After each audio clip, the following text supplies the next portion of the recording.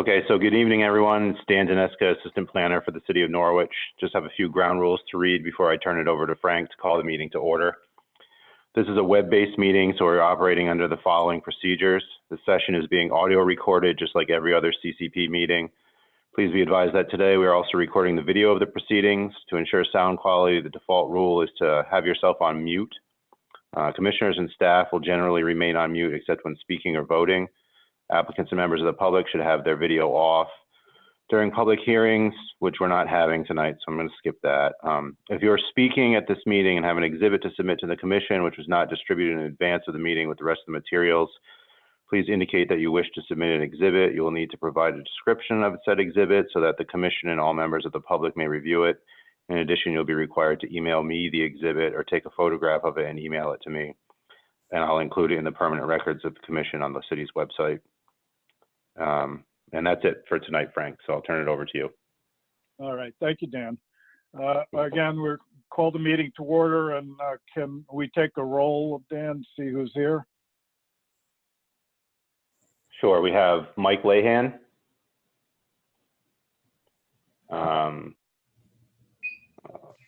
Singh is here. Yep. Frank, Les, and I think that's it. There's some numbers I don't recognize if someone else is calling in and not on Zoom. Okay, but in any event, you have enough. We have a quorum. Yes? Yep, yep. All right. So we've called the roll and we have a quorum. The first order of business is approval of the minutes from the meetings of May 19th and May 28th. Can we get a motion to approve those minutes, please?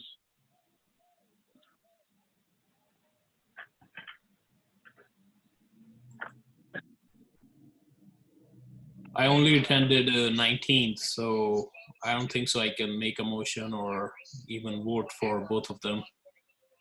All right, but you can make a motion for the 19th minutes then if you'd like, Singh. Yep, I'll make a motion to approve the May 19th, 2020 meeting. And I'll second the motion. Okay, so there's a motion and a second. Any discussion? If none, then we'll take a vote. All in favor? Aye. Aye. Aye. All right, so those minutes are approved. And then we have the minutes from the May 28th meeting, which was a special meeting. And looks like Mike was the only one who was there that night and is here tonight. So maybe we can just table those minutes. Okay. Can I have a motion to table the minutes from the May 28th meeting? So moved. And a second? Singh, you want to second that? He's on mute. No, I'll second it. This is Les. All right, Les. So a motion and a second to table the minutes for May 28th. All in favor? Aye. Aye. Aye. Aye.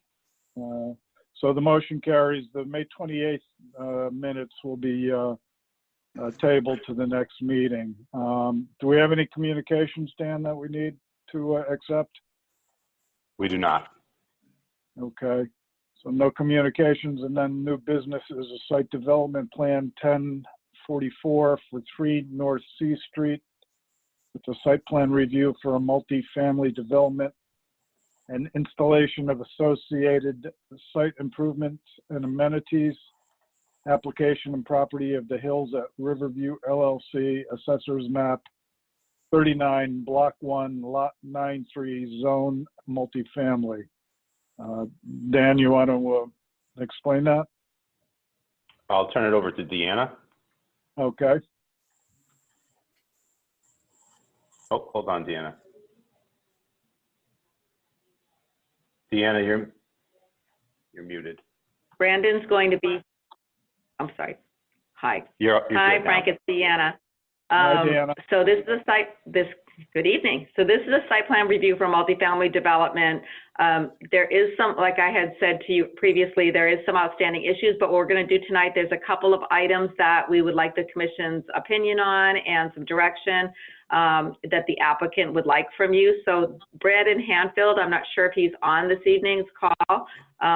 Do you know if he is yet, Dan? Yeah. Okay, so I'm going to turn this over. This isn't a public hearing, so it is just a site development plan. They just have to meet the regulations. But Brandon's going to talk to you, and we have some exhibits to show you. All right. Brandon, can you hear me? I can hear you. Can everyone hear me? Yes. Yes, but if you would speak up a little more because you're kind of soft. I will. I'll do my best. It's not easy not being Yeah, in the room. that's better. Okay. Again, Brandon Hanfield. I'm with the Antic River Consultant, civil engineer. Also on the call, I think you heard from Alex and Darwin Gebby with the applicant and owner of the Hills at Riverview LLC. And also here on the call is Mark Block, our attorney, and Kathy Lacombe, our public. I'm just going to take it through the description of the existing site, the proposed multifamily townhouse development. And I'm going to touch mainly on the layout, the amenities, and the compliance. And then I'm going to hand it over to Mark and Kathy to discuss the architectural components and some of the answers we have or would like to discuss with the commission with regards to the compliance of the layout and the townhouse development itself. So the first thing, I don't know, yep, he's got it up here. Sorry, got a couple screens going. The first sheet you have here is the existing conditions. So we'll start with the site layout for those that don't know where this site is. If you're familiar with Panema Mill or the Hills at Riverview multifamily development that exists today, this site is located immediately to the south of the Hills site. It's on the west shoulder of Route 97 or Taftalacum Road. And at the southwest corner of the site, it also fronts on North 3rd Avenue and North C Street. So outlined in orange is the property limits itself at 6.29 acres. And then what you see here, and something in the way of mine, in the darker green, those are basically the outline of existing wooded areas. The lighter green would be cleared areas that were part of the former development, which consisted of a single family home. I believe the home itself burned down, but there are still some remnants of that former development here, including what you see in brown are all the driveways, including the old cul-de-sac, as well as the garage and the concrete pad in front of the garage that you see at the northeast corner. The site itself is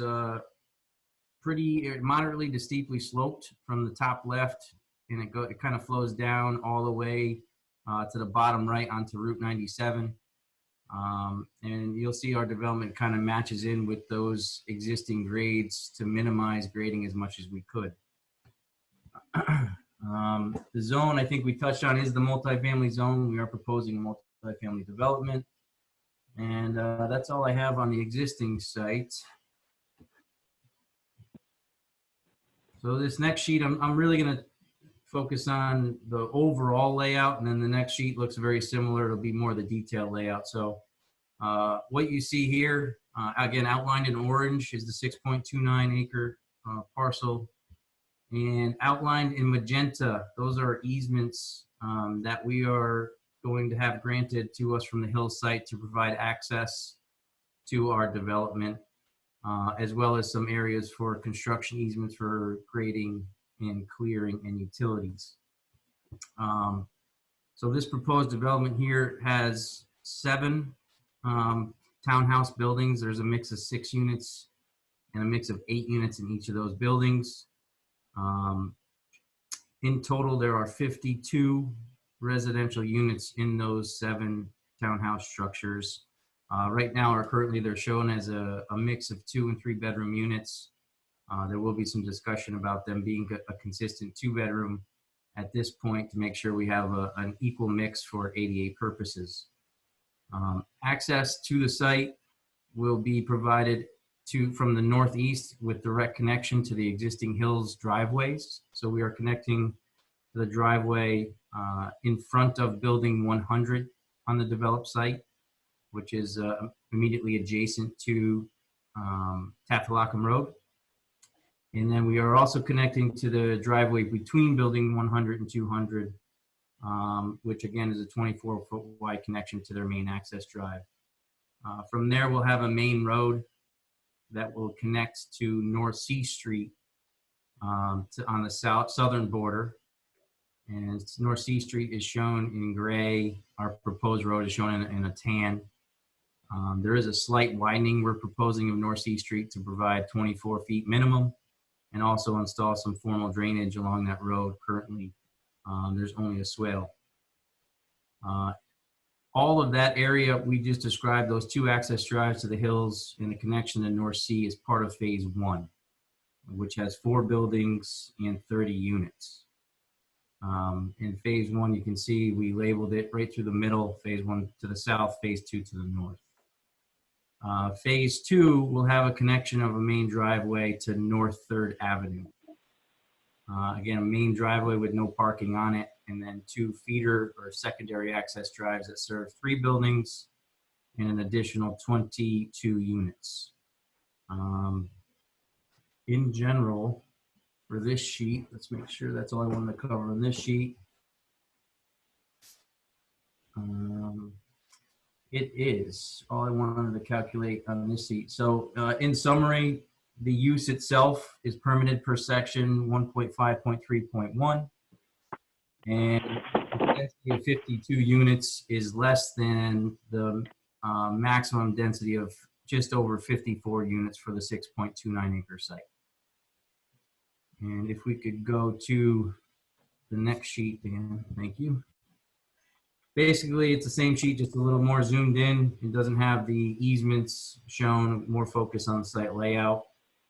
And really what I want to focus on here is how we laid out the site to suit the topography and what we have. So phase 1, again, is bottom right.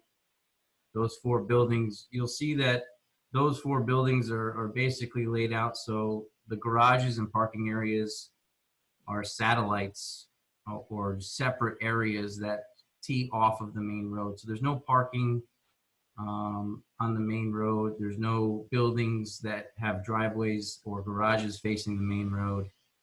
We tried to get the living areas out of sight of that main pass through and really where the traffic will be. So all the buildings are grouped together. They're intended to be separate pods where the people living in those communities have their own parking, they have their own landscaping, and they have their own community areas. And we'll get to those community areas later. So if you're looking at phase 1, buildings A and B go together. They'll be built together. Their parking is common. They're stepped into the grade to minimize grading. One thing to note, and again, we'll get to recreation and community, but we will be adding an additional community area for those 2 buildings to really meet that purpose of having the separate pods. Building D and C, same thing. Those are going to be built together, likely after A and B. And again, they have their separate driveway, they have their separate parking, they have their separate community areas and landscaping. And that kind of continues into phase 2. Phase 2 is a little different. E, G, and F all pretty much go together as their own little group or pod. They all have sufficient parking to be independent, and they all have community areas and gathering areas and landscaping that allows them to comply. Let's see here. So in terms of parking, each phase and each pod is designed to comply with your regulations. So there's sufficient parking for each individual group. There's sufficient handicap parking for each individual group. And in total, the site itself complies with your regulations. In terms of pedestrian access, it also dovetails with that individual grouping. So each individual parking area is intended to serve the buildings that are there, and pedestrians can access these parking areas. You'll see Is there's a little background noise. somebody talking? Sounds like a radio. Yes, if there's a little background noise, I'll try to speak over it. So they're along the main road, and what's difficult to see here that doesn't have parking is that road is relatively steep the entire duration from the hills all the way up to North C Street. Its average grade is just a little under 10%. We don't show a sidewalk interconnecting the groups along that road currently. Same with phase 2. We don't show connection along this main road to the left from North 3rd Avenue up to buildings E and G. It's only intended to have interconnection of pedestrians in front of the units. We do show sidewalks from the accessible spaces that will lead to the first floor accessible units. There'll be more conversation on the pedestrian access. I know one of the comments from the planning department was, excuse me, my little horse. One of the comments was adding sidewalks to the development and interconnecting the groups as well. And we are open to that conversation, but we did want to present how we designed the site and felt the individual pod concept was intended and suits the site in terms of its topography. But there are potentials for improving pedestrian access, and we are open to that. Another important component here is the recreation. We touched on it, that each individual pod will have their own usable recreation areas, community areas. How we designed it, you'll see outlined in magenta, there are 3 currently shown. There will be a 4th in front of building A that will be landscaped. And each of these areas has an intended purpose. So building A, which we will add, will be in front of A and landscaped. It'll be on the roadside. And the intent there is to have a community gathering area for buildings B and A that overlooks Panema Mill, or the lower portions of Panema Mill and the Setauket River. Building C and D outlined in magenta. It has a combination of flat grass areas for outdoor play and gathering, a large paver patio, and then we're retaining some existing landscaping there. The paver patio is situated just off of the former turnaround, and the reason it's there is it's basically the top of the grade, and it overlooks the towers of Panema Mill and the river and gives a really nice view. So it was intended to provide a gathering space that has the view for buildings C and D. If you make your way into phase 2, buildings E and F, you'll see to the south of them another community area. It's relatively narrow. Again, there's a relatively large paver patio we're proposing there. That again is a view shed of the mill and the towers. They'll basically project over buildings D and C. And if you make your way to the top of the site, that'll be the main community area. And at the suggestion of Deanna and Dan, we will be expanding that community area to provide a formal dog park as well as a playground. So it'll become larger, and it'll also have a path into what you see in the top right in dark green, which will be, that's currently shown as open space and rec area. We're going to interconnect our community area with a meandering path into the woods. Again, there is a knoll up there where people can, hike into the woods and enjoy that area, the existing mature vegetation and the views. In all, if you take everything, we exceed the required recreation area or usable recreation area. When we include the open space in the dark green and expanded community area where the dog park and playground will be. Other components of the patios and those areas there are some portions of those patios that are less than 30 feet. And your regulations require usable recreation area to be 30 feet minimum in width. But we feel that the proximity and focus of those areas works with the view sheds. So we want to keep those the way they are and provide enough recreation or usable space in that common top right area. So we'll greatly exceed your minimum requirements with those improvements. A couple more things. Lighting, be your standard aerial pole-mounted area lights. They'll all be full cutoff fixtures focused on the driveways and parking areas and sidewalks only. Each individual townhouse unit itself will also have lights at their doors, which would be typical for any single-family home.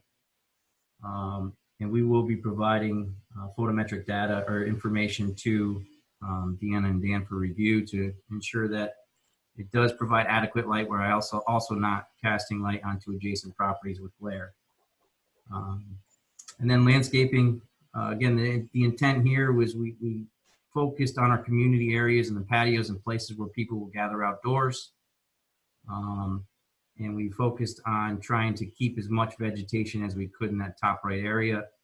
A couple of comments from staff in terms of trying to preserve more of the specimen trees that exist along the phase 1, phase 2 line.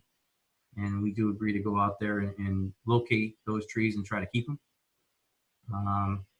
And then we will also be adding additional screening to the south of building B, which is, and I guess the south of building A to the bottom right, which abut Thames Valley, I forgot the name, Thames Valley Community Action Center, I believe, or TVCCA, Thames Valley Council for Community Action.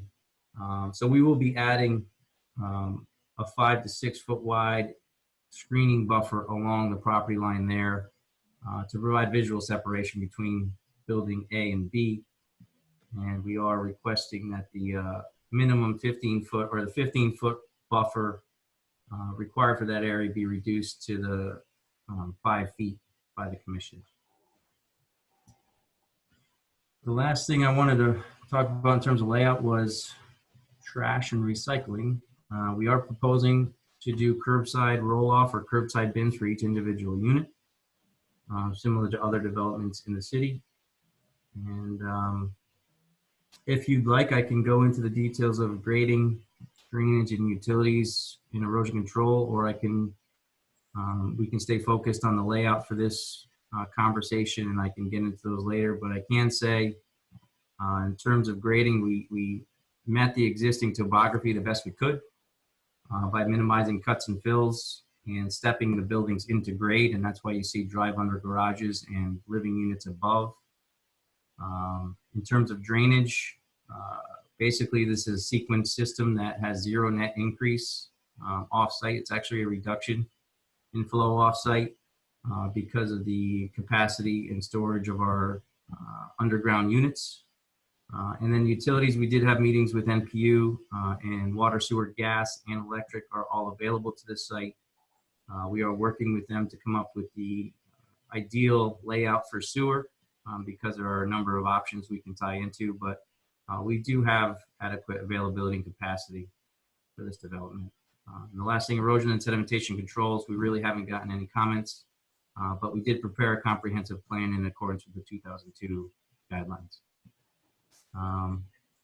No questions for me right now. I'll turn it over to Mark Block to discuss the zoning aspect of our layout, and then Kathy can describe to you the architectural.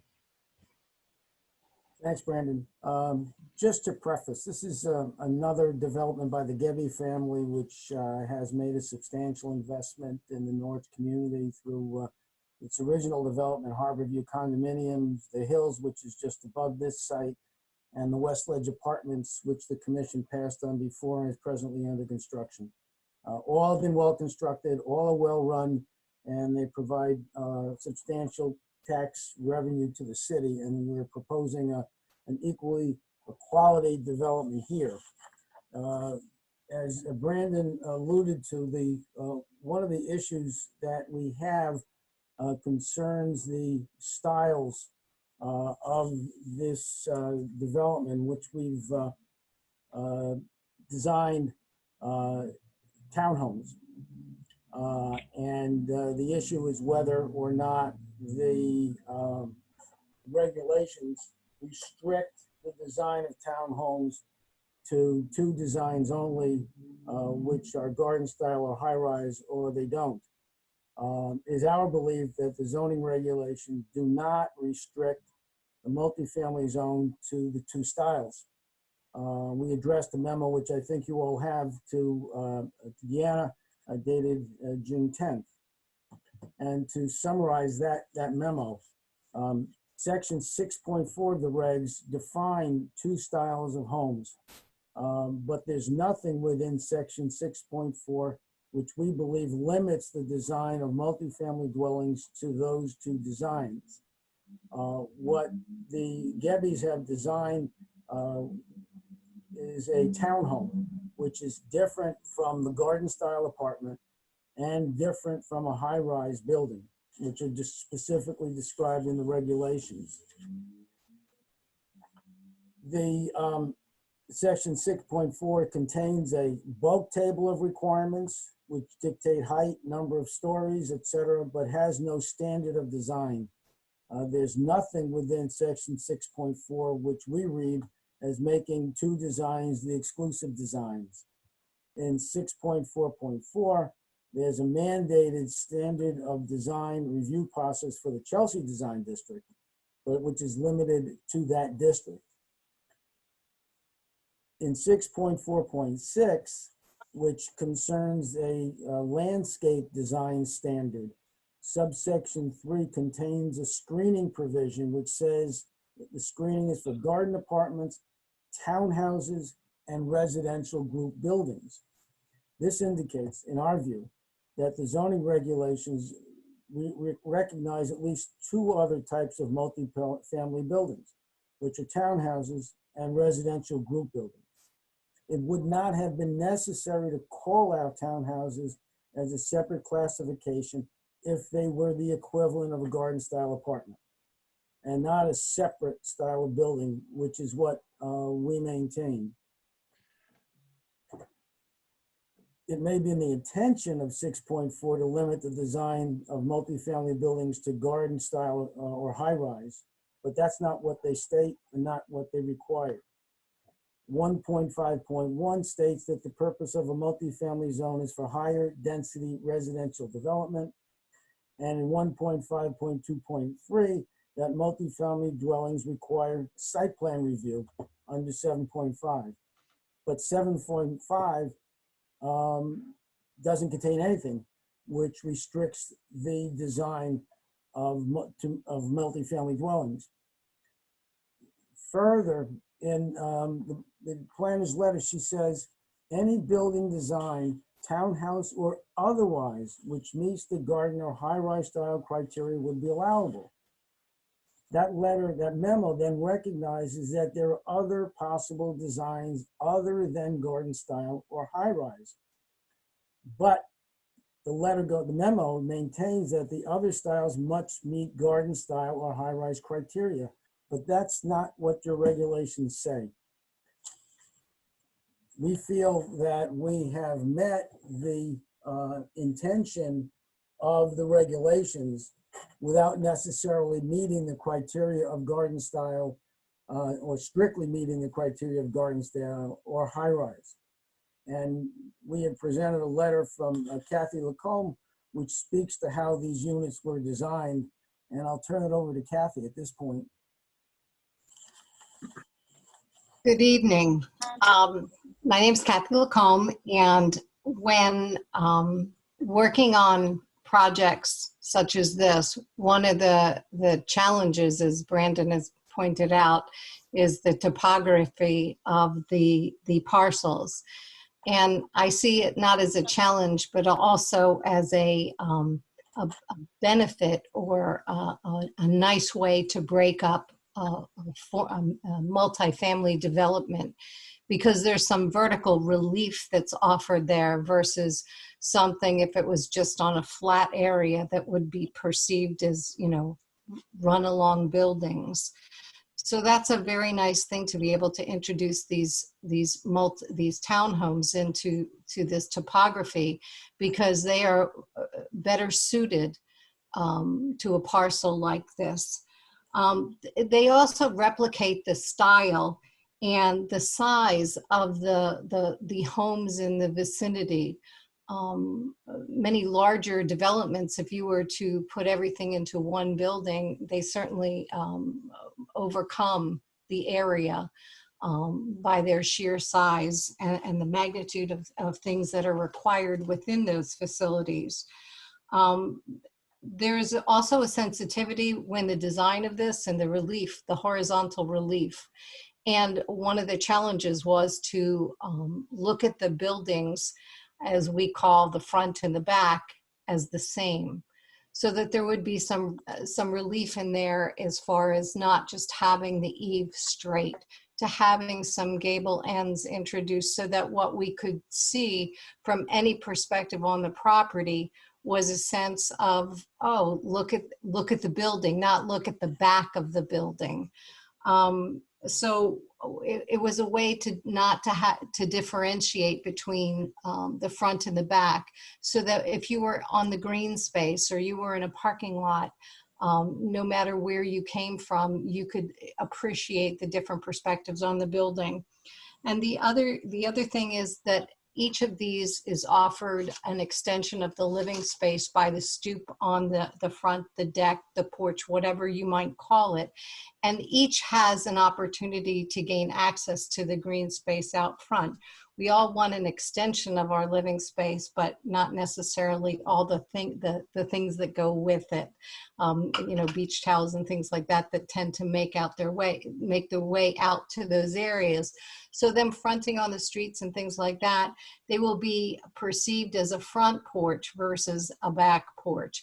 And I think that's a really nice thing, to be able to have those areas, but not necessarily have them as the back of the building. And I think that Brandon has done a great job in situating the buildings in such a way that it complements the architecture, and the topography complements what they're trying to do here. If I can add, if when we were designing this, if we thought that the regulations were written in such a fashion that we were restricted to 1 or 2 designs, we would have followed those designs. But we don't think that the regulations restrict the developer to a certain design of building. We think that Deanna's letter recognizes that there are other forms of design. And we think that between Kathy and Brandon's designs, they have made great use of the topography, the views that are afforded, and the accessibility of the units to the residents. So we think that we have met the spirit of the regulations, have designed something that the developer can be proud of, that the city can be proud of, and can be developed as was the other developments that the Gebbies have constructed, a quality, attractive, and functional product. Mr. Chairman, Yes, may I ask a question, please? yeah, sure. Being somewhat architecturally limited, I've been listening to the conversation, but I don't really know what garden style looks like, high-rise looks like, or what it is exactly you're proposing that's different from the two of them. So if somebody could enlighten me about that, I'd be appreciated. Thanks, Mike. I'd like to respond to that, Mike. This is Deanna Rhodes. So the way the regulations, it actually has a definition of a garden style, and I'm just, without reading it in front of me, I can tell you what it basically is, and it's in the memo. The garden style is not an architecture. It's not the architecture of the building. It's the way it's laid out on the site. A garden style is less than 3 stories, or 3 stories or less in height, and that it has to be facing on either green space. So it says, the requirement is that the buildings are so grouped that each front facade shall face its full length upon a street or upon an open space. The frontage of the building has to be on open space or on the a frontage of a street. So looking at the layout, if you want to go back to that, to the layout, Dan. Pull out the most. So the ones that, like, giving the benefit that the street, even though it's a private street, we're fine with that. There's nothing in the regulations that say it has to be a public street or anything. So the buildings that were the ones that were questionable, that was questionable as far as do they meet the requirements for garden style. And again, it's a layout, not necessarily that it has to look a certain way. So townhomes would be allowed, but they needed to meet those criteria. It's building B, C, and G. So if we go to B, if you want to, Dan, put your little cursor on B. B, if you look at where we would call the front of the buildings, which is the garage size in here, it doesn't front on either a street or an open space. It actually fronts the back of another building. However, Kathy's argument and her points are very well taken, and I really respect her points on it, is that there is these stoops on the back of the buildings that on B that do front on the open space or on green space, which would meet that. However, because they don't have access to them, it really doesn't meet the true wording of the regulations, the frontage on a street or open space. That, would you look at that as the back or the front, that kind of thing. And right now it's sort of a back, but I really respect Kathy's comments on it, that it sort of have two sides on it. But normally when you have it as a front, you would have a way to access it, like a walkway to your front door, that kind of thing. So building B, building C is the same situation. Dan, if you could point that out. Again, there's building C, and then the last one is building G, has that same scenario.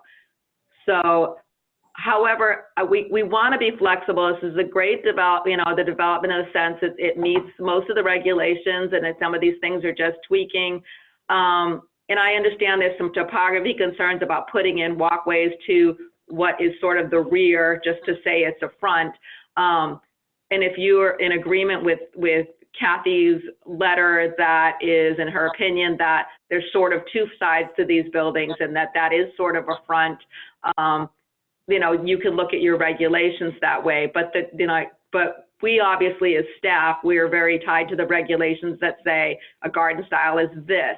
And it doesn't mean, again, that townhouses couldn't meet it. It's really how they were laid out. And I understand that, Brandon with his design did what he could do to fit as many buildings as he could in the most attractive way on the site.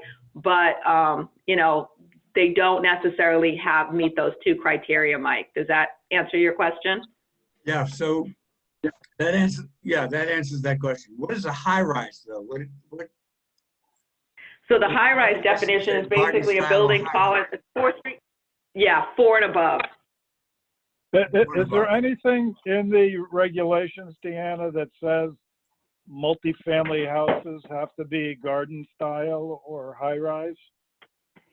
I would argue yes, in the sense that when you go to the section of the regulations for multifamily in the use table, it refers you to that section that says those two. It only gives you those two. And then it gives you the definition and the regulations of those two. But again, I don't look at a garden style as necessarily the architecture of the building. It's just so you could have, like a townhouse, as long as it was facing on green space or the street. So the other buildings meet it. So it's not that they're not garden style, they meet those regulations. Only those 3 buildings don't, is what I was saying. So yes, Frank, I would argue that the regulations really do only give you those 2 layouts or 2 styles, but it doesn't mean that you're limited in your creativity in those designs. Does that make sense to you? And I can read you the definition really quickly for these. I'm just getting the housing related terms. So high-rise apartment is an apartment building not more than 7 or less than 4 stories in height. And a garden apartment is an apartment building not more than 3 stories in height. But when you get into the section 6, like we were talking 6.4, I think it is, I'd have to pull it out here. Garden apartment design, groupings of buildings. Buildings shall be so grouped that each front facade shall face its full length upon a street or upon an open space. So I think that the commission has some flexibility if you want to interpret it the way that, the architect Kathy has stated to you. However, I guess my only caution would be in the future. Deanna? Yeah. Is what has come up here, it'll be a problem. Okay, So, All right, and you mind- Kathy, you're saying, as I understand it, that these are basically buildings that have two fronts kind of thing. Correct. okay, so can I just to clarify, so if you look at building G, and it has whatever it is on the back of that, well, is it really dependent on whether you think whether the gray spaces, the parking areas and the garages are the front? Or is the place where they have the stoops in the back, is that the front? What's the front? That's what I understand Deanna's argument is. That was what I was saying. That's why we talked about, and at the hills at the river, at Riverview, this came up before, and that's why there's some sidewalks, you'd kind of look at almost behind the buildings, because that would make them face on us, that would be the front of the building. Do you know what I'm trying to say? So they sort of did this at the hills. Brendan Hanfield, the designer for this project, did not work on the Hills project, so it was a different engineering firm. But that's how they did it, is basically they looped it around. So behind those buildings was a sidewalk, so that was their fronts, even though, the drive-in part where you're driving your car and is also, a front, if that makes sense. That's how they resolved it previously. So going back to building G. This is saying, do we Yeah. have any elevation plan? They're going to show you the elevation plan in a moment. So, and I ask So- again, so Michael- going back to building G, if they built a sidewalk from the driveway up and across through the front of those stoops, that sidewalk would make those buildings garden style, because the sidewalk gives them access.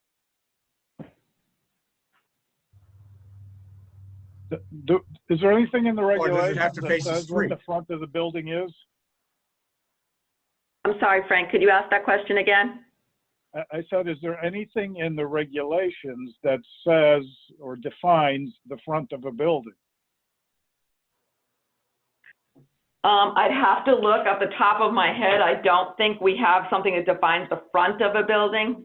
But the thing is, usually when you're the front of a building, you have access to the front door. Do you know what I'm trying to say? Or a front door. And there's doors in the back of these buildings because they go to these decks and these patios. But there's no, if I was coming, like I was going to visit you, let's say you lived in building G and I wanted to go to, your building was based on the open space, I couldn't really walk to that door. You know what I'm trying to say? Without traversing over the grass. So the argument would be that really isn't a front door because I have no way to get there to, conveniently to walk there to get to your front door. But again, I'm allowing the flexibility of the commission to decide if they're comfortable with Kathy's interpretation. I just want to be careful in the future that we don't get burned with a bad design, Are there, on those stoops on the, shown on building G there, for example, are there stairs up into those decks or stoops so that you can walk there from that green space? You can So, access Kathy, the doors? we have an elevation view of G. Kathy, we'll let you go over it. Do you have a color drawing? No, I do not. Okay, so why don't we just show the elevation views for G? So, hold on, getting a little. Okay, so this is the front building elevation where they're calling the garage size, building D and G, and then we have a side view and go to the next, down below, Dan. We can't see the bottom of the page, and that's the building. What D and G look like. So those stoops are, I guess, Kathy, would you say they're decks above and there are landings underneath? Well, and one of the things is I hadn't gotten that far in the concept design, because one of the next steps we would do is integrate the topography along with the design of the building, because that wasn't as closely married as I would like it to be. But then again, this is a concept, and the idea would be able to transition, if we are calling these the front of the buildings, that you would be able to transition through either the topography change or through stairs to that walkway. But I see doors there on the bottom, so there's access through those doors? There could be. Again, it depends upon how the further development of this, as we do the development drawings, whether there would be stairs or whether that door might not even be there, so that you would access onto the deck area. We are calling this as a front, and of course we need a door, you know, like as an entrance. Yeah, I guess that's what I was asking. Is that door on the bottom? Can you access into the unit from there? Yes, But, Okay. but you're suggesting that as you get more into the elevations, that those doors may disappear. correct. And then And you then have if those- access. Oh, I'm sorry. And then would you have access at the deck area? Yes, there is a door there. And would you be able to walk into that door, or is that like a patio without a gate? The idea would be to walk into that door. So you'd have a patio with a gate. Correct. So there would be stairs up to that? Yes, that would be the ideal. So Okay. you're either going to have a door on the bottom level, Mhm. or because of the elevation, you're going to lose some part or all of that door. So then you would have stairs, if you need them, going up to the deck, Correct. or if the deck turned out to be ground level, you just Yes. have the deck. Correct. Mhm. And if I just could talk about the topography part, again, the architectural elevations will be fine tuned, but to associate this elevation just to building G, that basement door doesn't exist. The decks themselves are at grade. Decks themselves are at grade. Yes. And do the decks have gates that would allow you to enter through a door into the house? They certainly could, and there's also discussion of possibly making those stamped concrete patios instead, which would be, they would have no gates. So it would be direct, flush access. Direct access. Grade. But there has to be a door onto the deck, right? I mean, the people, It's hard to see, but it's behind the railing. There is a door into every unit. right, so there has to be a door there so that people can get out even if they're just decks. Correct. At grade level, they could turn out to be patios. Right. Correct. So we are proposing or allowing the residents of each unit to get to that green space. What we didn't provide in this plan is connection of each of those patios or decks together. Mainly because of we wanted to appreciate the green space for what it is, which is that's where those people can enjoy the area outside their unit. It is green space. We're trying to maintain as much vegetation as possible.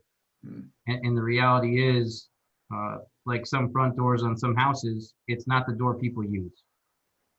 So we could build the walk, but we don't feel it'll be a usable walk or one that's used very often. So how big are the decks? Just as you show them on here, how big are they? I believe they're 12 by 8, but I could measure them for you. 12 by 8, long, 8 feet deep. Yeah, right now on our plan, we show they're 10 by 8. 80 square feet. Yes.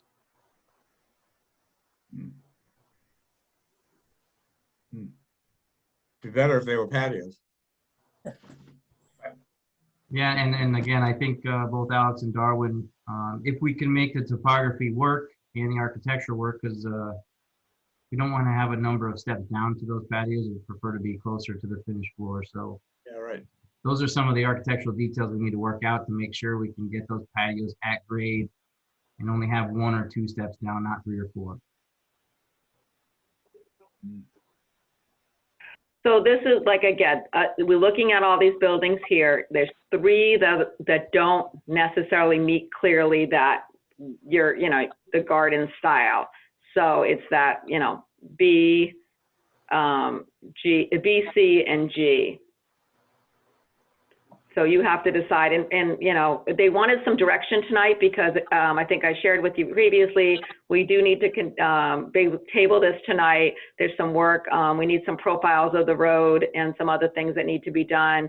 But they need some real direction if you're gonna feel that they don't meet the regulations, then, they need to consider what they need to do. So they wanted to give them the opportunity, Brandon and Kathy and Attorney Block, the opportunity to kind of feel you out on those 3 buildings and how you feel what they need to do, or if you're comfortable that Kathy's opinion that they sort of have two fronts and they do front on open space.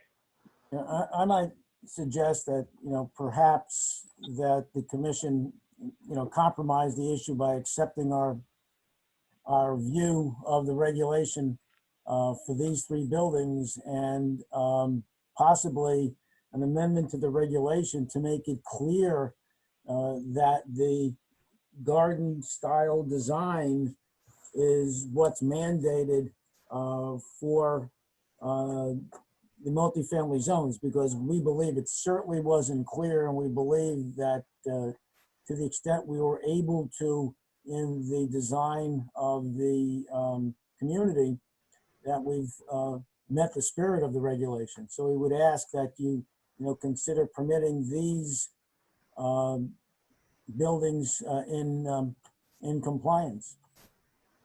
No, Mark, Attorney Block, to be fair though, I mean, I respect you completely. However, I had this conversation with the engineer and the Gebbies when they first were talking about another development that they were considering doing, and we had this conversation. So design considerations when you're laying out a property and a project, when you were aware of it. It wasn't that it wasn't made aware to them at the time. And Brandon can address that. He said, to me, without, stepping on your toes, Brandon says he just couldn't make that work, and they weren't interested in really doing those sidewalks to kind of attach behind those buildings, those 3 buildings, to have those be to the front to make it comply.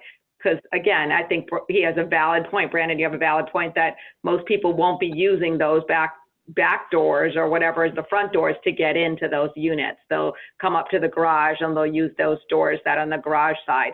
But it's hard as staff to try to, we didn't write these regulations, and trying to provide you our opinions based on what our regs say. Understood. Well, let me ask the commission members to take an informal kind of poll, because it sounds to me that's what you're looking for, Deanna, is some kind of an informal opinion from us.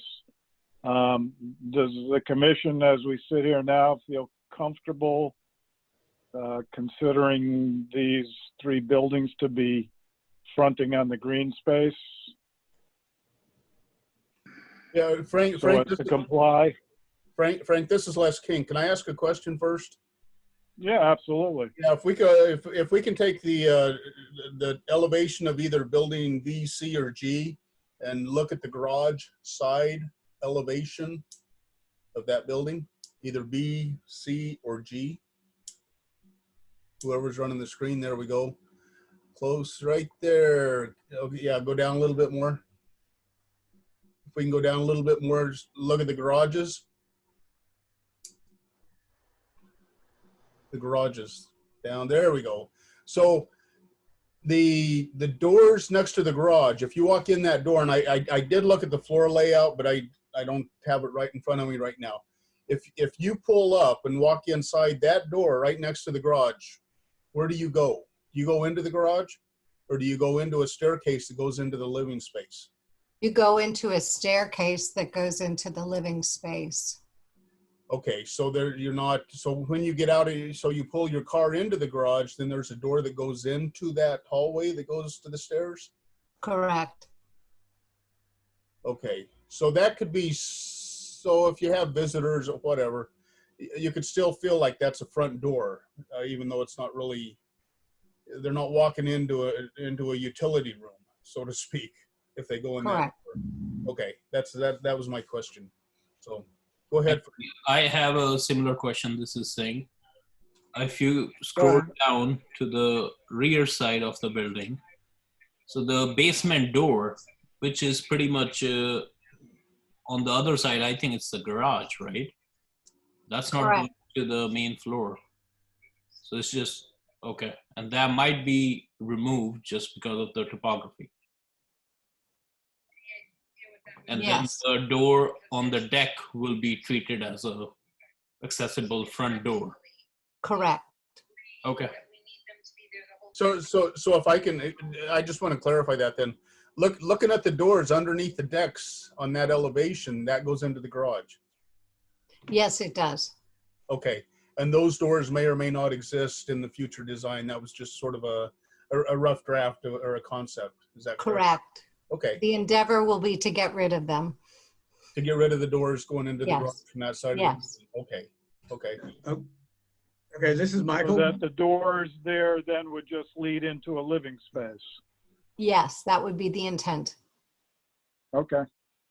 Okay, so So again, my question to the commission then, informally, so that we can give some direction to the developer, do we feel comfortable that we could approve the plans as we've discussed them tonight, or not?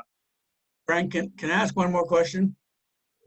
No, Mike, no more questions. Yeah, of course you can. Thank you. It seems to me that based on what I've been hearing, we're talking about a garden style apartment is something that faces green space. And the word faces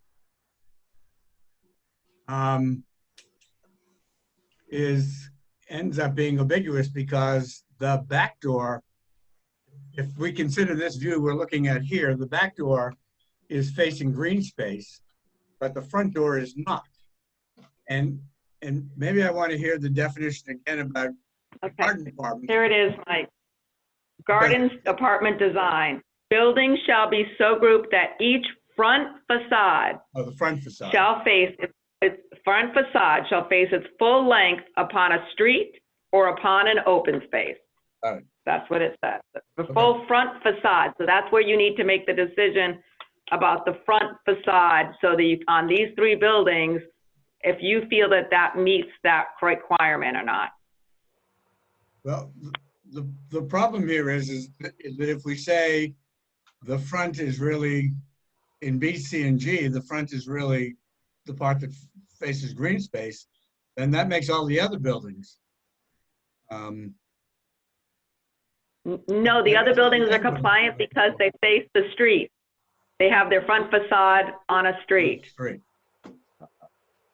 So the other ones, if you go back to the Calling their site, front facade, their back facade, they don't necessarily do that.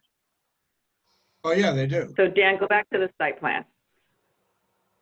So like building E and F face the street, because those are the garage sizes, face the street. Right. You got it? What's the difference Building- between that? What's the difference between B and G then? Because it seems G seems to be facing the street too.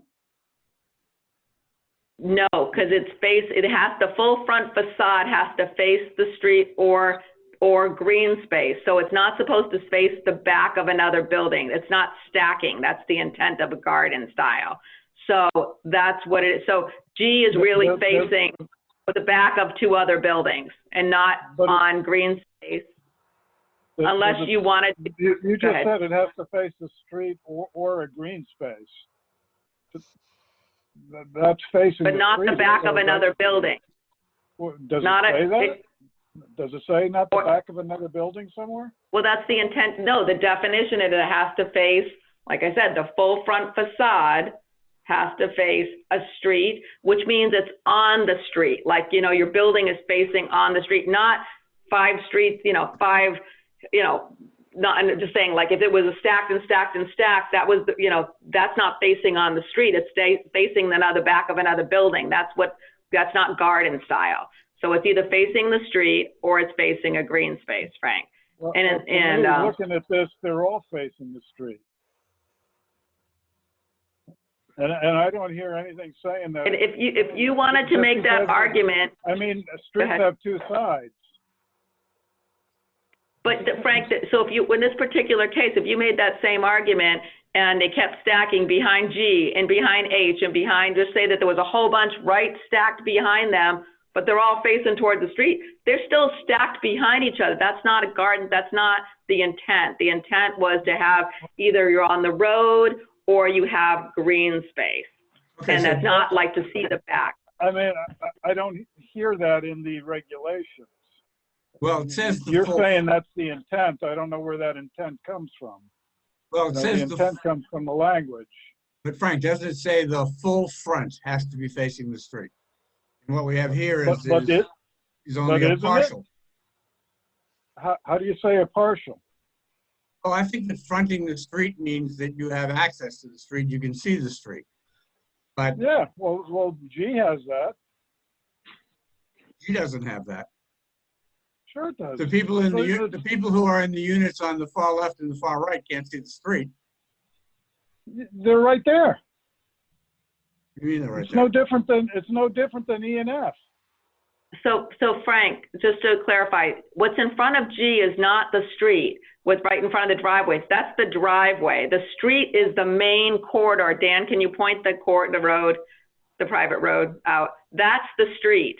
Those other little drives are your drives. So the other buildings face the street. That faces the back of those other buildings. That's the street. These others are the entry drives into the, parking into their garages and things, and the parking. That's not the street. The street is the road. All right, so let me ask you this question.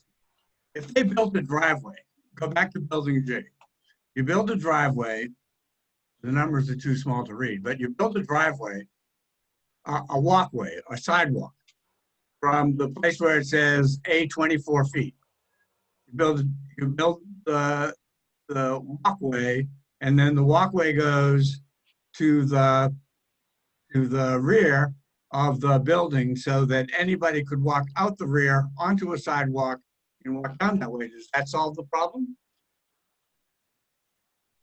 That was my suggestion, because that's how the engineer dealt with it at the Hills, because then that is basically, you could access that as being the front. Well, then why isn't that the solution to this problem? I mean, how much I more? think Brandon needs to talk about that. I sure will. Thank you. Just to clarify, I was the design engineer for the Hills when I was at Anchor Engineering.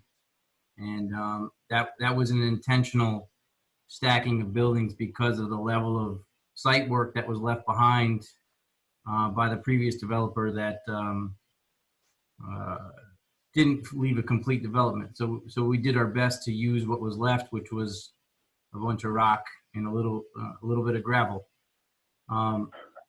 And this development here, yes, what you'd get if you wanted to have parking and access to those areas that we show as patios or decks is we'd have to put another driveway and walkway, or at least a walkway with parking to get behind those units.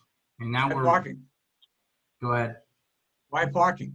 Why can't you just build a walkway?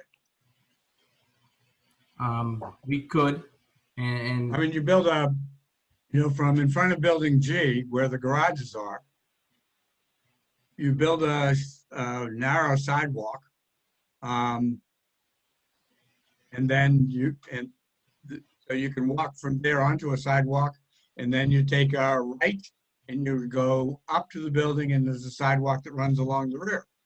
Why would that be hard? well, no, I'm not saying it's hard. It's the way we tried to make a townhouse development work without the stacking and without the perception of walkways to nowhere and parking was to show every building has its own green space. And I know, but I don't think that there's sidewalks to nowhere. I mean, I don't know about how people live in these buildings because I've never lived in one. But if I'm living in that house and I park my car and I walk into my house and I have the choice between going out onto the balcony or onto a patio or onto a deck that's in the rear of the building facing green space, then that's what I'd like to do. And that's where I'd like my kids to go. And if they're leaving the building just to go out to play in the yard, I'd really like them to go out through the green space in the rear.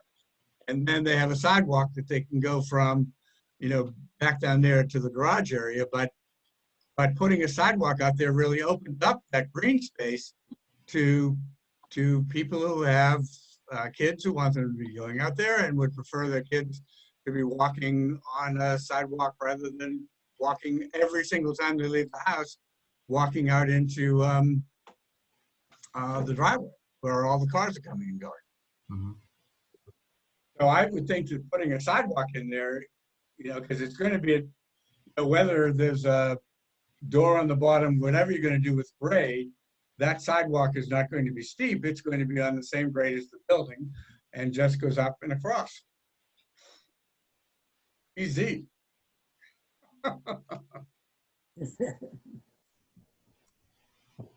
Yeah, logistically, we certainly can time together. And then that doesn't give us the problem that we're going to have in the future with respect to the issues of whether it works as garden space, whether it's full frontage has to face the sidewalk or partial frontage it has to face the road. It solves our problem. Yeah, and we really tried to focus on the open space part without the stacking. Just to be honest with you, is that can have its own problem of having building road, which some sites need to have that, but we really tried to make sure every building has its green space without that stacking, and that's why we did it. And I agree with that. I don't disagree with that, but I think that putting a sidewalk up into the rear of that building, which only needs to be 3 feet wide, solves our problem, gives added access and easier access to the people from Building G out into the road and down into the other thing. And it seems to me it just improves access for those people who want to think of that green space as the backyard and the door where they would prefer their children or their guests to use to come in and out of the building space.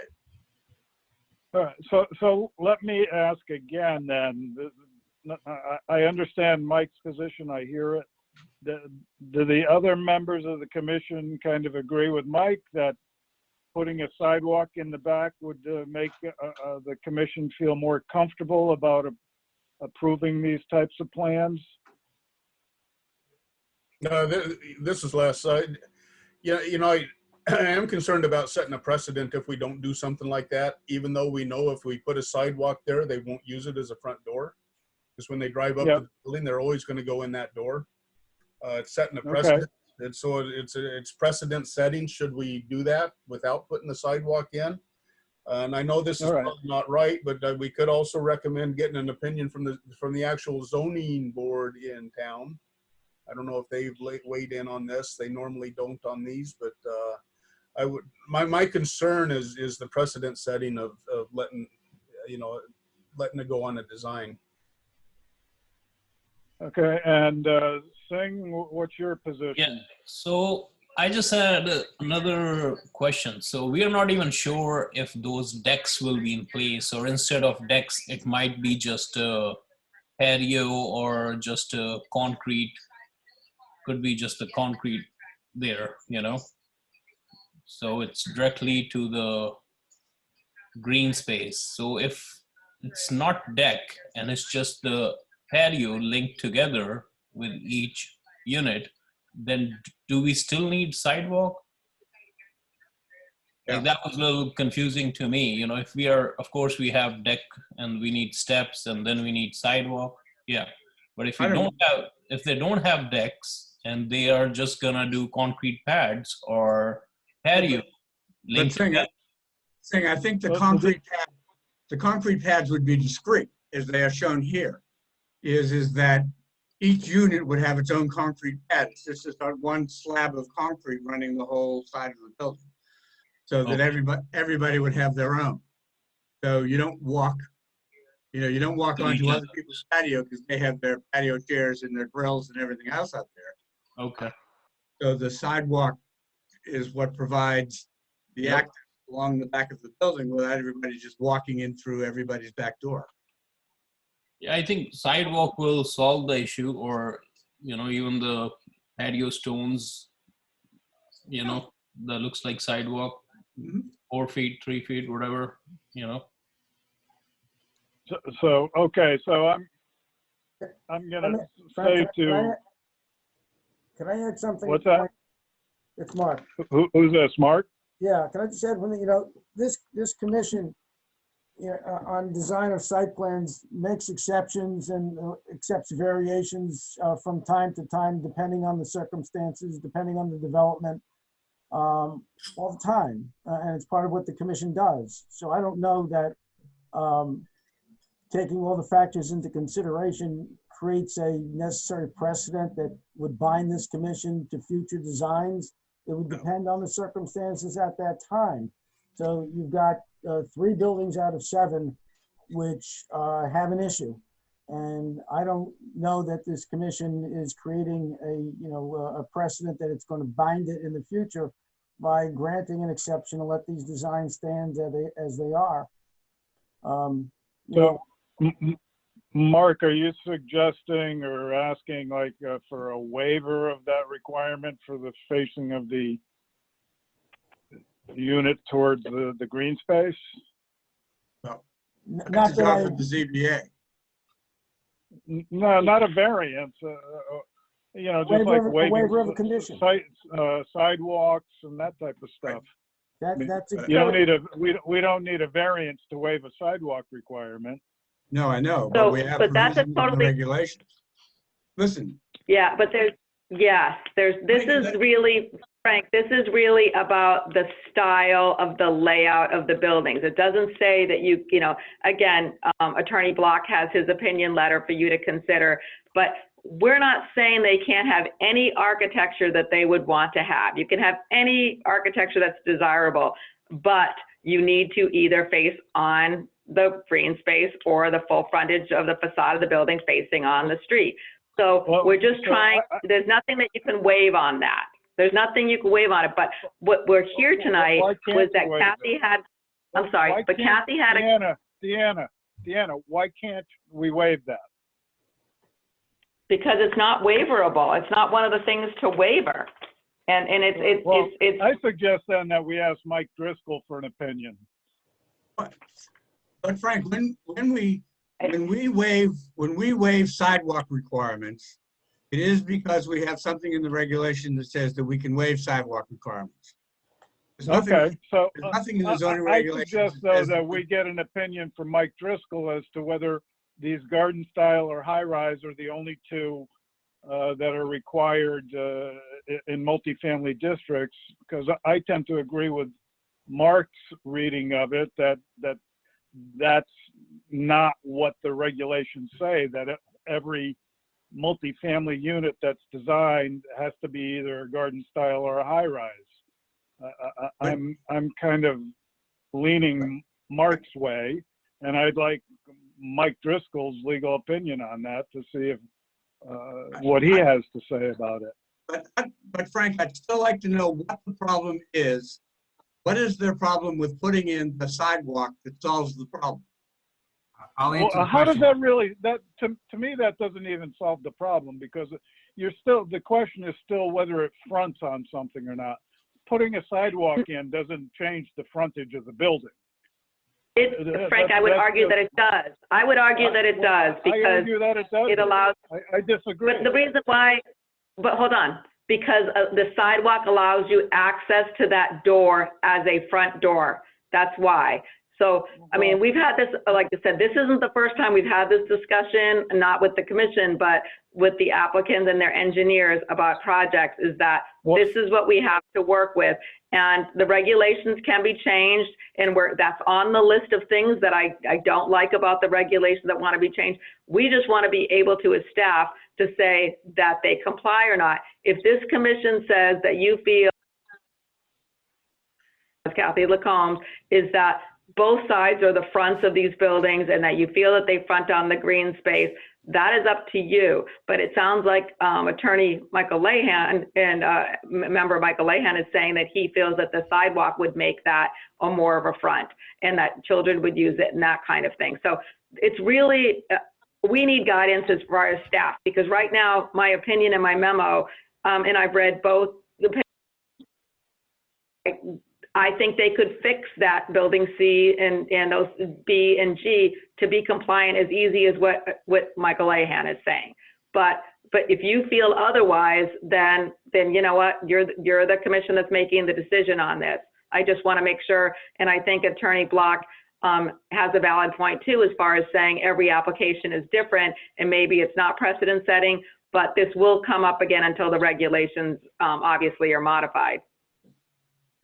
I just want to add one thing about the sidewalks. It's not that we won't do it. So if the decision is the sidewalk gets us to the front door and it makes this development successful, that's what we'll do. It was just, we tried to lay out development we thought met your regulations, and the interpretation of what is a street and what is an open space and what is a front weren't very clear. And we chose to focus on making sure that one part of every building is on open space. And that's why we're here tonight, was to have this conversation. But in talking with Alex and Darwin, those sidewalks can and will happen if they have to make this work. So I think we can comply like a stacked development would. But we wanted to present what we thought was a compliant and good plan. Well, it sounds to me like, you know, the commission as a whole is comfortable with saying it's the front if you got a sidewalk there. If that's, I'm not going to dispute that or not go along with that, although I may have a different opinion. But it sounds to me like if you put the sidewalks in, that you may have success in a final vote on this matter, since we're not taking a final vote tonight. So, you know, you're asking for guidance. To me, it sounds like the guidance is that the votes are there if you put a sidewalk in. The other reason we're here, Chairman, and I think it's a good leeway into that, and Brandon, we could talk about it too, is that we talked about there's no sidewalks within the development to get from the different buildings. The clusters are, they're clusters, but to get from, if you want to show the whole site, would you, Dan? That would be helpful. Is even the city engineer and Dan, as a transportation planner, really thinks the sidewalks should go in. And I'd actually like Dan to talk about sidewalks because that's his area of expertise. So Dan, if you could take over for a moment. Sure. We had conversations with Brandon, excuse me, I'm trying to bring this in at the same time, about connecting each of the phases of the development down to the main street for kids to be able to get picked up by a school bus and just general circulation in each area. And then potentially connecting phase 1 and phase 2 through the recreation area, if the grade allows, and there could be some kind of trail system cut through there. Just because people will be, it's a pretty large development and they'll want to go for a walk and get a little exercise. I know that the times we're living in now are hopefully going to pass, but you see nothing but people walking constantly that were never walking before. So just the thought that the potential's there, and with the amount of units, it's worth considering. So where do you see sidewalks on here as the transportation guy? Well, we had talked about connecting these 3 buildings down at least to this area, if you follow the cursor. So maybe something along this side to get people from up here down and then something along here to get people down to the existing sidewalks on 97. Okay. And we thought that was a reasonable conversation. So I guess what I'm hearing, you know, since we're not taking votes tonight, but what I'm hearing is that sidewalks are an issue. Sidewalks in front of building G, and which are the other two, C and B. which are the other two that don't? B and C were the other ones. So are you looking for sidewalks there also, Mike? You know, to fix the previous problem we were talking about. Not necessarily what Say it Dan's again? talking about. To fix the problem that we were talking about previously, having sidewalks, sort of make it look like it's the front door. Yeah, so it's not just building G though, it's the other two The other buildings two also, right. So I guess Brandon and Alex and Mark, what I'm hearing is that, you know, to ultimately get approval of this, you're gonna have to be thinking about these sidewalks. Yeah, Frank, this is Les King, if I can jump in there real quick. You know, Yeah. I think over the years, we have proven that we're proponents of sidewalks, especially in private development such as this, because in these roads, school buses and regular transportation won't go up in there. And if it's a development that's conducive to have any kids, there's going to be, they have to get down to the main roads to be able to. No, I agree, Les. I think And sidewalks the other thing is, are an important let me component. finish, please. Let me finish. The other thing is the grade of the main road is pretty rough up in that area. So that's another contributing factor. I think that we need to consider to have sidewalks where kids or even people can safely walk while there's still traffic going in and out of the site. And that's all. Go ahead, Frank. Sorry. Yeah, no, I'm just saying that I agree with you that sidewalks should be a component of this development, and I agree with Dan, and that, you know, when you're coming back for a vote on this for the developer, that, you know, sidewalks are something that should probably be included in the design, not just to get in and out of the place, but also in connection with this frontage issue. So my understanding is we're here kind of giving advisory opinions tonight, and I'm trying to get it together from people. Thank you, Frank. And thank you. That is exactly, Frank, because we had the memo and there was some outstanding issues. And Brandon, we thought that, you know, before they went forward and did some other designs that, you know, and they wanted your opinion on what you thought. And again, the sidewalks are different from walkways. I would say the building issues that we're talking about is just walkways to those buildings, and then sidewalks in the locations that Dan and Brandon and I had spoke about. So I would ask that you make a motion to table this to a special meeting. And we did have 3 members say that they were available at a 7 p.m. meeting on Thursday, the 25th. So, I mean, I haven't heard from everybody, but we have a quorum for Thursday, the 25th. So if we could get a motion to table. Yeah, can I ask one more question before we go there? Yeah, sure, go ahead. Yeah, Frank, if I could, and Dan. North 3rd Street, we're building E, F, and G feed out onto. We're going to be putting quite a bit of traffic out onto North 3rd. Is that correct? 22 units. So in a peak hour, there would be, let's see, 0.6 times, about 13 or 14 cars. Okay, is that road really made? I know, and I was up there the other day, but that's when people still park out on the street on that. That's sort of almost a one-way street in a lot of cases, where you have to pull over and let people by. Is that still the case? What my concern is that we're gonna congest traffic in a neighborhood that has never had traffic. I'm just curious. I know we can't do anything about it at this point, but I'm just curious if that's going to have an impact in that neighborhood on that street on North Third? So the road that exists today is 24 feet wide. There are some cars that park on the road, but most of those houses do have driveways and they don't have to. As I said, I think there'll be, 12 or 13 vehicles coming in or out of that phase per peak hour. And what we are doing is connecting North C Street out a different way. So we're actually providing what is now a dead end road with additional egress points.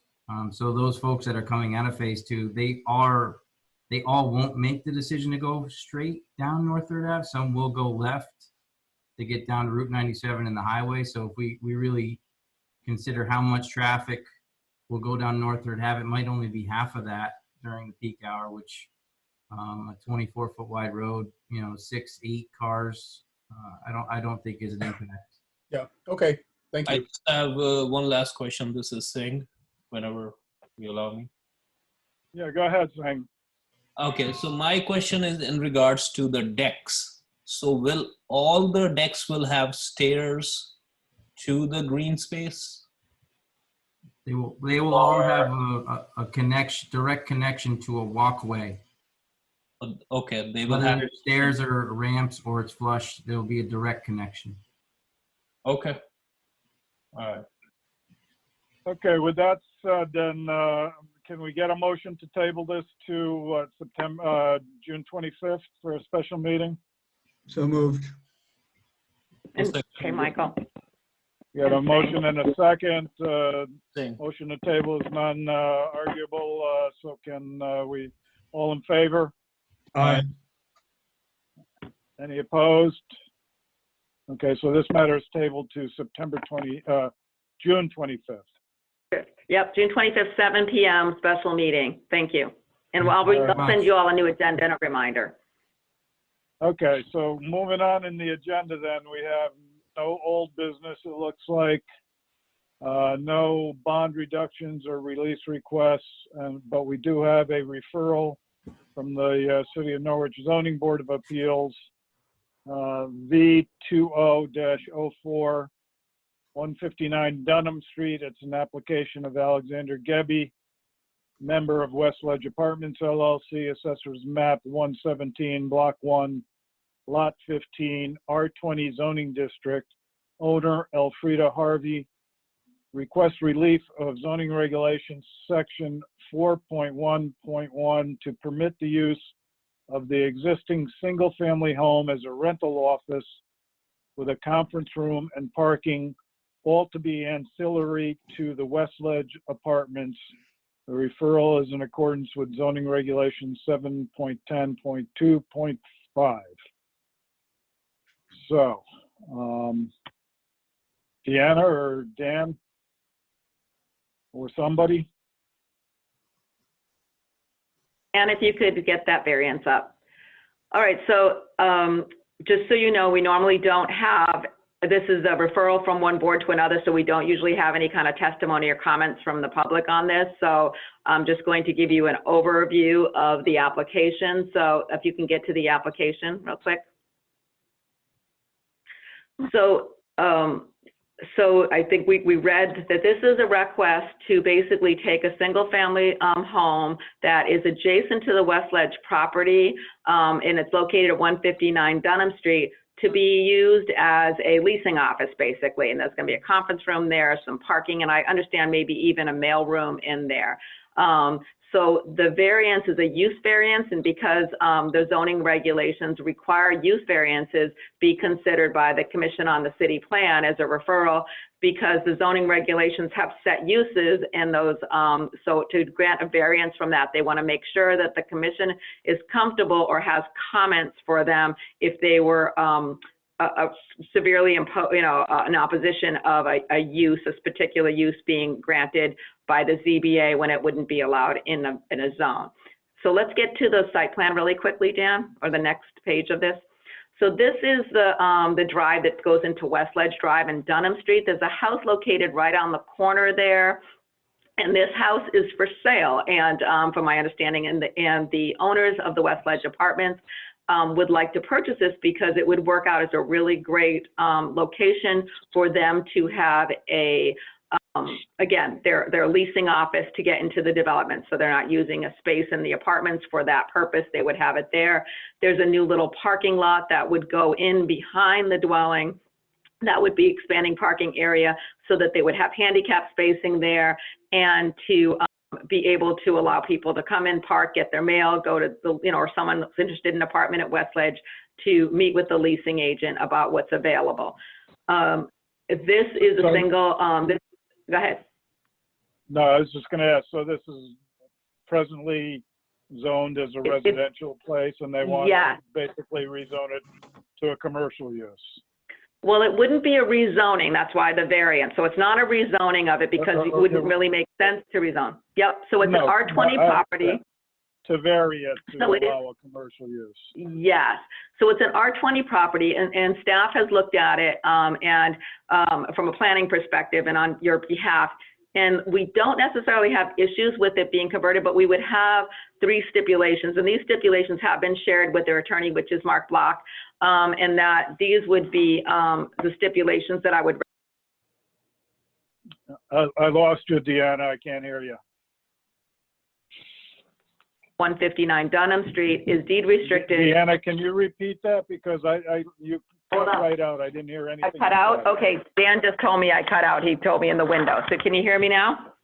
Yes. Okay, so I would say that there would be at least three stipulations that I've come up with on your behalf that would protect the city because of a variance for a use in a residential zone that is a commercial use to be tied with the apartment complex. So these would be my stipulations. One, that the property at 159 Dunham Street is deed restricted so that it only be used as a leasing office of the Westledge property, and that no other commercial use would be permitted. And should the property no longer be utilized as a leasing office or mailroom for the Westledge property, that the dwelling must be converted back to single family use. And that would be to prevent that somebody to come in and go, well, it was a commercial leasing office, we want to make it a retail store or something like that in the neighborhood. It would be very impacting. The second thing would be that the appearance of the property and building maintain the look of a single family dwelling as to not adversely affect the existing residential neighborhood, which is the houses around it. It's very consistent with those. And it's my understanding that they just would do some renovations and exterior modifications to it, but it would still fit in the appearance of the neighborhood, which is the goal. And that the number 3, that the properties either be connected by a pedestrian walkway. If Dan, could you show your little hand right there? You move your, yep. They either be connected by a pedestrian walkway, or the existing, or the developer shall trim and maintain the trees along the existing sidewalk to provide access between the 2 sites. If we went on the street view, which you can't see right here, those trees are so overgrown, they're actually into the sidewalk. So I think it would be, beneficial to get those trimmed back so that they could have, use the existing sidewalks. Otherwise, what they might want to do in their development is provide some kind of, walkway right to there if they didn't want to get into, maintaining those trees. But trimming those back on the sidewalk. Okay, so we're just making a referral to the ZBA as to whether we recommend the variance or not. Is that correct? Yep. You would make an unfavorable or favorable recommendation regarding their variance request, and the ZBA has to consider that in their decision because it's a use variance. It needs to be referred to you. And again, staff doesn't have an issue with this as long as it doesn't get converted in the future to some other commercial use. We would normally ask that the properties be merged together so it maintains with that property and it can't be split off. But I don't know the circumstances of the mortgages on these properties, and sometimes, making that kind of condition is problematic to merge them if you have a mortgage. So I didn't ask that they be merged, but I think that having it be tied to that property, which is what they're saying in their application for the variance, that they would go together, that uses are related, they're ancillary to the Westledge, is important, that it doesn't later on be sold off to be some other commercial use. Okay, so Deanna, can I ask a question? I'm go sorry. ahead, Mike. Deanna, can I ask a question about signage? Sure. Is anywhere along the West Ledge Drive out onto Dunham Street, is there some sign that says the name of the development? I don't believe not on the corner of Dunham Street. There probably is, I'm pretty sure on West Ledge, there is a development sign into the development, and I don't have their site plan in front of me, Mike, but yeah, in that area there is a sign. So, but there is no sign for the leasing office, but I'm imagining if to keep that as a single family residential look, you could probably limit that, what kind of signage that you would want there to keep it so it's, a small sign on the building. Right, so I mean, this is only a suggestion to the zoning board, but can we restrict the signage to signage on the building only? So we don't see a 6-foot, 8-foot sign that says, townhouse leasing. No, I think that would be something that you could, say that. So then that keeps that look of that single family. So if you lived across the street, you're not seeing, again, a big signage. You kind of, the goal is to maintain that feeling. The parking that's in there, if you notice, it's in the back of the property on West Ledge. So from Dunham Street, it's still the front of the house. It's still the same. It doesn't change the aesthetic. Okay, so now those four stipulations that I would then suggest, based on what you just said, Michael. somebody want to make a motion for either a favorable or unfavorable referral? All right, I'll make a motion that we give the zoning board of appeals a favorable recommendation with the following 4 conditions. The first is that the property be deed restricted so that it can only be used as a leasing office for the West Ledge Apartments, and can't be used for other commercial use. And if it's not being used for that purpose, it reverts back to single family. The second one is that it retains the look of a single family home.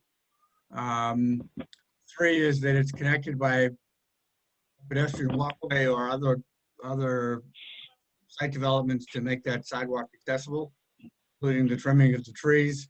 And that the 4th one be that the signage be restricted to the building itself, so that there are no major signs that in the front yard that make it look like a commercial property. Okay, so we have a motion. Can we have a second? I'll second it. This is Okay, what- we have a motion and a second. Any further discussion? Hearing none, all in favor? Aye. Singh? Yes, I'm good. Okay. Yep. Michael, I assume you're positive, and Yes, I'll vote I in do. favor also. Yep. So the motion carries for a favorable referral with the 4 conditions set out by Mike in the motion. Okay, and that was, you voted on that unanimously as well, Frank? Yes. Yes. Thank you. Thank you. All right, so that being done, the only other item I see on the agenda is to remind everybody that there's a Plan of Conservation and Development meeting on July 8th. Is there anything Yep, else, and that will- Deanna? Nope, that will be a remote meeting, just to remind everybody, the city's going to continue with remote meetings for a while, so we will be continuing this format, and when that changes, we'll let you know. And we have no staff report for you, so I think that's it. Okay, so given that, can we get a motion to adjourn? So moved. Second? I'll second. Singh. All right, all in favor? Aye. Aye. Aye. Okay, so the meeting is officially adjourned. I've got at 8:39 PM. So thank you very much, everybody, for all your time and effort in this matter. Thank you, Frank. And we will see you special meeting next week on the 25th, and I'll be sending out information. Thank you. Thank you. Okay, thanks, everyone. Good night. Bye-bye.